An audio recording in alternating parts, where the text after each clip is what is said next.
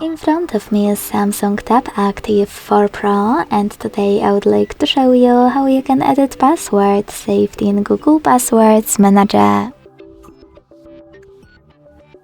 Begin by launching Settings and scrolling all the way down to access Google.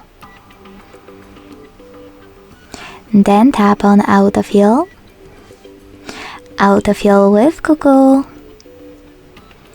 and Google Password Manager.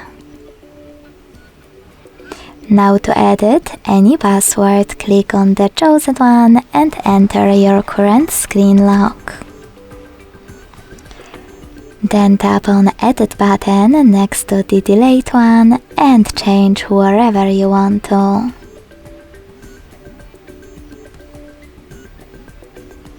When you finished, hit Save at the top right corner.